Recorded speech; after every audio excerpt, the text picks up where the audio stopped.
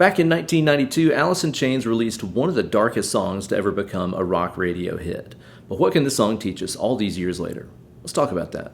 Hey kids, it's your good buddy, Uncle Ben. Over my many years as a guitar teacher and touring musician, I've learned thousands of songs, and they've all taught me something that stuck with me and helped me along the way. Mastering tunes makes us better players, and that's why every guitarist should learn Wood by Alice in Chains.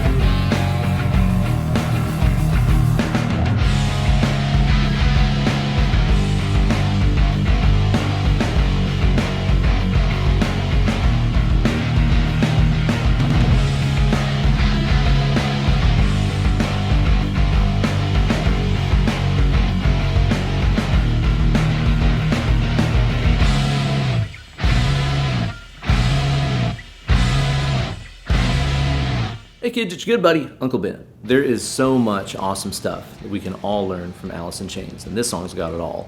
It's got the creepy vocal harmonies, the really moody vibe, super expressive solo that just fits the song perfectly, and it manages to pack so much atmosphere into a really compact package. We're going to be taking a deep dive look at everything that we can learn from Jerry Cantrell and Mike Starr's parts on this song, but you're going to get even more out of this video if you check out the extended and ad-free cut that's only available on my Patreon page, patreon.com/Ben Eller Guitars. Sign up today even for just $1 a month. It's going to get you access to that Bad Larry as well as hundreds of other bonus goodies. Throughout the month of March, I'm going to be recording my debut solo album, which I couldn't be more excited about, and I'm going to be posting a whole lot of behind-the-scenes making of goodness over there. So don't delay, sign up today over patreon.com/Ben Eller Guitars. I'll see you there. Gear-wise for today's video, I'll be playing my Gibson/Victoria Gold Top here, which I've modified with a set of bare-knuckle Black Dog pickups. From there, I'll be plugging it into everything that I own that says Cantrell on it. I've got my Dunlop Jerry Cantrell wah, which in my opinion is the best sounding wah on the market, and I'm plugging that straight into my Friedman JJ 100 head. Absolutely incredible amp, one of my favorites that I've ever owned. And I got it through Sweetwater as one of those open box deals, which means it was like $800 off list price, which is amazing, and it showed up in perfect working order. Yeah, snag those open box specials at Sweetwater whenever you see them. Always a great deal. For the bass parts, I'm going to be playing, hey now. For the big guitar discussion, I'll be playing my Spectre Euro Classic 4-string here through the Fractal Audio Axe FX3. You know what time it is. Let's get into it. Tuning-wise, all the guitars and basses in the song are tuned down 1/2 step to E-flat standard. The song kicks off with Mike's iconic bass riff and some really cool atmospheric leads from Jerry.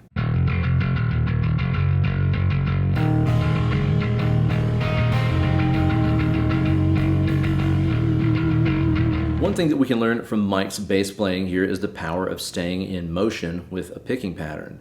The most groovy rhythm playing that there isn't super efficient. It's not about moving as little as possible. It's about staying in motion with the groove, almost like you're playing an air tambourine with the pick. Listen how stiff this sounds if I played it with like an economy of motion approach.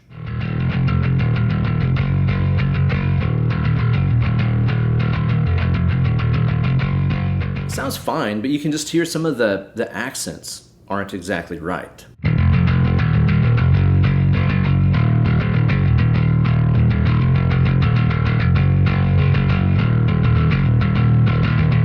Compared to something like that. Now, you could put that on mute and it would just look like I was in motion at all times. And I am in motion at all times, even when I'm not hitting the strings. And the big benefit here is it's going to put your downstroke, the heavy one, on the most important parts of the beat. The downbeats and the upbeats. 1 and 2 and. Your downs are always going to be landing on those. Meanwhile, your upstrokes will naturally fit in between the cracks on the E's and U's. 1, E, and That gives it a way more natural rhythmic flow. You're going to be grooving more better in no time. The first thing that we hear from Jerry is this part that mixes some harmonics and fretted notes. So I'd never noticed the harmonics on there until I listened to the isolated guitar track right here on YouTube. And as soon as I heard them, I was like, there's no way that's on the song. It sounds so happy, right? The reason it sounds so happy is because these notes are the notes of an A major triad. Root is A, third is C sharp, and the fifth is E, which he's playing here and in the low harmonic. So out of context, that just sounds like A major. But as always, bass is boss, and we hear those notes in relation to what they are to the bass note. In this case, Mike is really driving that low F sharp note, right? Kind of giving us that F sharp minor tonality. Now, in relation to F sharp, those notes do not spell out an A major triad. In relation to F sharp, this is a flat 7. In relation to F sharp, this is a flat 3rd. There's a 5th, and that flat 7 again. So it's really giving us a combination of a F sharp minor 7 sound when we hear those harmonics and that bass line all together. If you want to understand what makes your favorite songs tick, you gotta look at the harmonic information like that. Look at what those notes are and what they mean to the bass note. That's how you're going to understand everything there is to know in music. Over the top of that, Jerry plays a really dark sounding lead. Now, I'm not exactly sure, but I would guess he was using the neck pickup of the guitar with the tone knob rolled down about halfway. It's another great thing about playing a Les Paul. I can have the neck pickup control set totally different from the bridge. So I can have that neck pickup ready to go with a really thick, dark sound like that just by setting the tone knob around 5.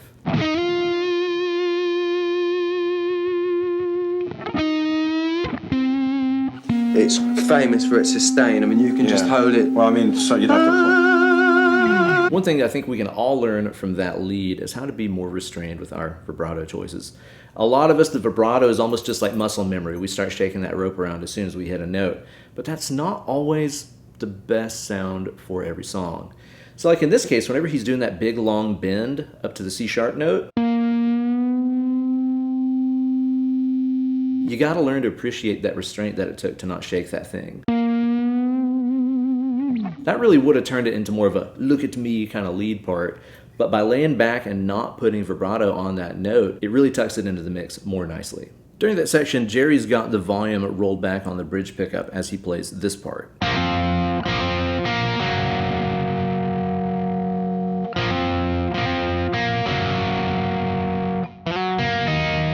By playing the riff in the higher octave like that, it lets Mike's bass part shine through more and make that the focal point. Whenever we go to the verse, the bass part stays the same, and the drums kind of pick it up with that more double time hi-hat thing. Meanwhile, the guitars fatten up the mix by going down an octave.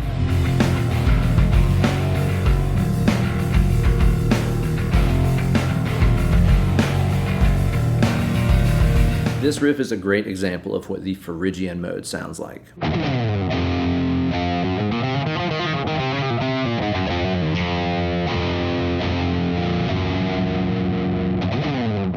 There's a lot of different ways you could look at a Phrygian scale. You could say it's just like some other major scale, D in this case, but starting on the 3rd note. I think a more insightful way to look at it is to say that it's just like a regular sad minor scale, only with a flattened second instead of the regular second. So the minor scale has this as the second note. The Phrygian scale has a flattened version of that note.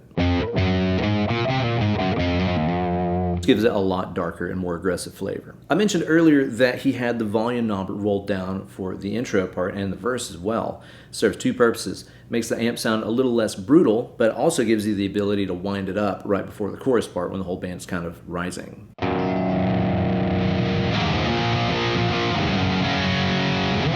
Mike also helps build that part up more with the way that he plays those power chords on bass.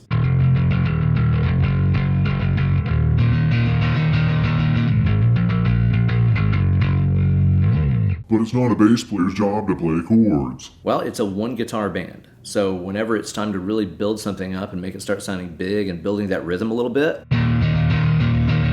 yeah, strum it up, Buttercup. The bass tone on this rules. It's got like a little bit of grit to it, which is enhanced by how hard Mike is picking on the bass. It's a really awesome sound.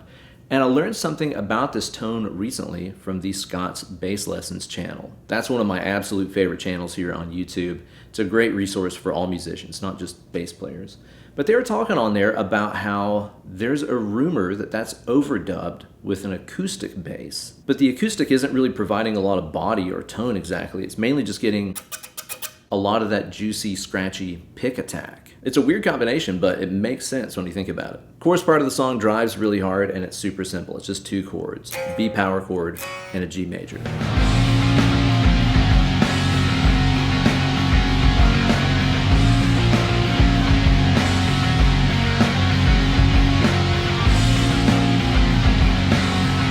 There's that invisible tambourine effect coming into play again, right? You'll notice that the hand is always moving with the 16th note. 1E and a 2E and a 3E and a 4E and a, just like I'm beating on the tambourine. So the guitars and bass are following that simple progression, and Jerry overdubbed a really simple lead part over the top of it that makes it sound a lot more haunting and emotional.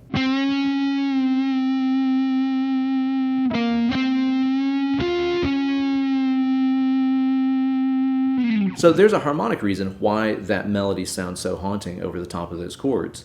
And to understand it, we just got to look at what those notes mean to the chords it's being played over. So he's got a C sharp note going to a D, right? And then back to C sharp. That's taking place over the B power chord. Now, if you were to add those notes onto a B power chord, it'd sound like this. Kind of has a B minor to B suspended second sound. Now, that suspended second is really important because look at it this way. Okay, so here's a B note, root note of our chord, right? Here's a D note, that's the flat third of the chord, a really important note. That C sharp note is landing right here. So in other words, these two are chord tones, and the note he's playing is kind of caught in the middle. Playing that second or ninth, whatever you want to call it, is a really haunting, very tortured kind of sound. It's kind of the David Gilmour sound. David Gilmour does that all the time too. He'll take a minor chord and not play its root or its flat third, but play the note that's right in the middle of them, the second. And that same C sharp note means something completely different to the G that comes after that. It's kind of the Dancing Days chord, right? If you have a G major chord and that C sharp note is being played on top of it, that's sounding as a sharp 11. This gives us that like magical Lydian major sound that we all love. That's the Flying in a Blue Dream Joe Satriani chord if you're playing the guitar nerd game at home, like I am. Jerry plays the perfect solo for this song, and a lot of it lies in his note and phrasing choices as well as his expressive use of the wah pedal.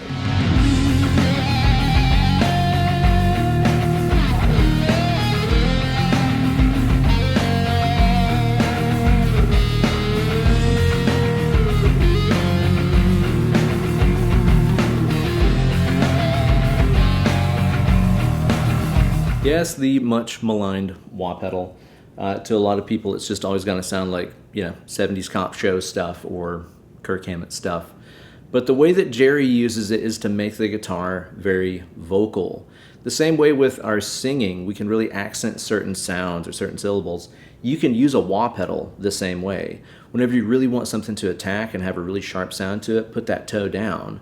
And when you want stuff to smooth out, put the heel down. It's not necessarily all about rocking it in rhythm, although sometimes that is the sound that you need if you're in a 70s cop show. But the way that Jerry does it here is very expressive, and he's very choosy about when to put that toe down and accent certain notes in this solo. And like I mentioned earlier, I'm using the Dunlop Jerry Cantrell signature wah, which in my opinion is the best sounding wah pedal on the market. It's got a really dark, fat sound to it, but it still cuts through the mix nicely whenever you put the toe down. It just never gets too harsh, which is a problem I think a lot of wah pedals have. Solo starts off with those fast trills. And finally, we get to hear him do some really great vibrato here. I love how choosy he is about when to put the big juicy vibrats on the notes. Throughout the song, he's been really taking it easy and playing them very smooth, but now that it's time for the guitar to take the spotlight, he starts hitting us with some quality rope shaking. Real quick thing you learned from this lick, one of the classic licks in all of guitardom, the Murney Murney. One of those classic rock phrases that we all use. With the lower note in it, if you're not careful, these can bleed together. Which is a cool sound, but it's just not really what he's going for right here. What you want to do is to play that note in such a way that whenever you release the bend on the G string, your fingers don't fly off of it. Because if you hold them down, they'll bleed. And you don't want that sound. If you just let them off, they'll sound off the open string, which you definitely don't want. You'll notice that the nanosecond that I pick the B string right here, the fingers let their fretting pressure off, but they don't leave the string. I'm still lightly touching the string here to mute it out. Now, that's some classic Murney Murney. And the rest of the solo is just some really nice melodic slow bends going down the neck.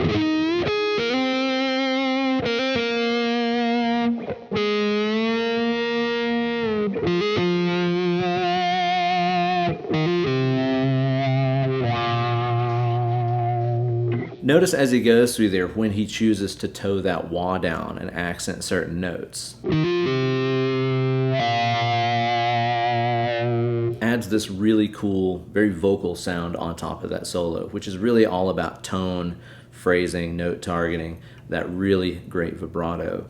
I think a really interesting thing about this solo that we can all learn from too is the way that it just goes down. Think about this, like it starts all the way up here with the trills, right? When it hits here, that's the highest point it ever reaches.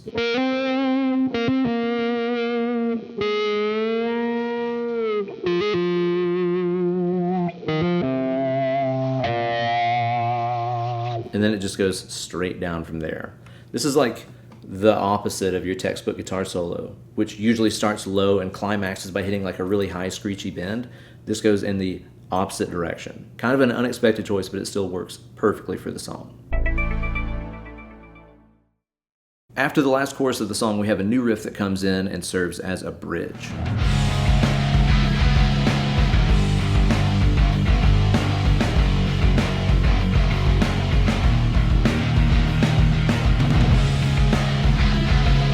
I freaking love that riff, and I feel like it puts two of Jerry's biggest influences on full display, Jimi Hendrix and Tony Iommi.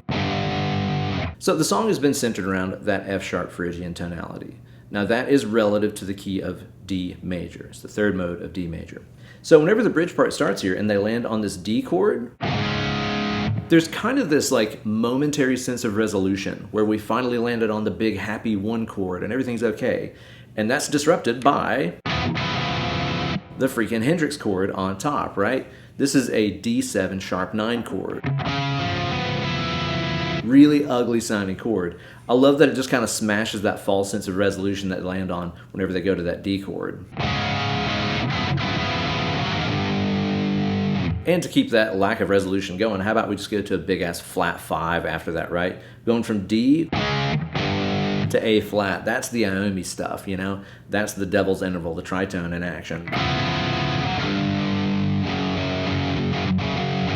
And then it ends on this E thing, which is like a happy little blues riff.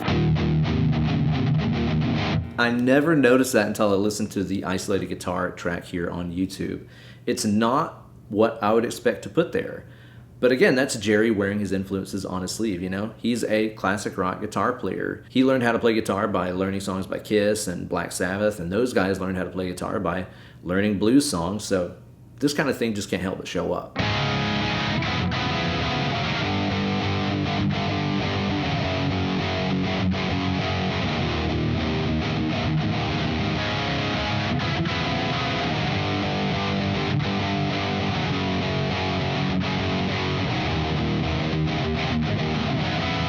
That's another one of those Jerry riffs where I'm like, I wish I would have written that. Now, it's worth noting, too, that it sounds like there's an overdub of another guitar or two playing that same Hendrix chord an octave up.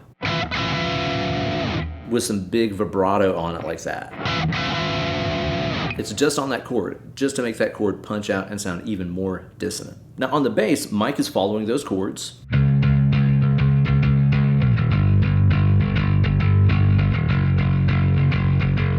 And then when Jerry starts playing his blues riff on E, he plays this. Just strumming on that E power chord.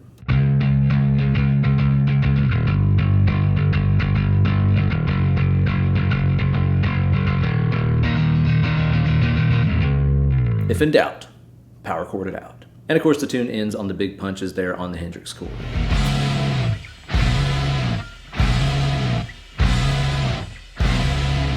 And there's that same octave up overdub with the nasty vibrato going on top of that.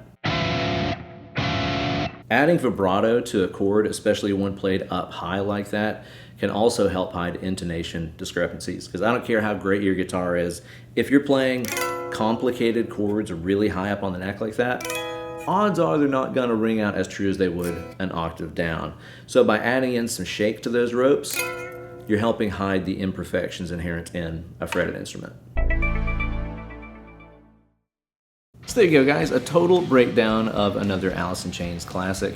If you enjoyed this video, be sure to check out the one that I did on Them Bones. I put that up on my channel a couple months ago. It's got a lot of discussion about how to count that odd meter stuff, more of his Hendrix and Iommi influences, all kinds of good things in there. So be sure to scope that one out. If you want to get even more out of this video, be sure to check out the extended and ad-free cut that's only available on my Patreon page, patreon.com/BenEllerGuitars. $1 a month gets you access to that guy. You can also buy that post a la carte for a couple of bucks if you don't want to subscribe to the Patreon model. But if you do sign up for $1 a month, there's so much stuff. There's like 800 posts almost of bonus goodies, extra videos, backing tracks, all kinds of good stuff on there. So don't delay, sign up today, and I'll see you guys over there. Thanks a ton for watching. Be sure to like the video, subscribe to the channel, and ring the bell for notifications every time I upload a new slice of fried gold. And as we go through the week, let's keep a good thought and be good to each other out there.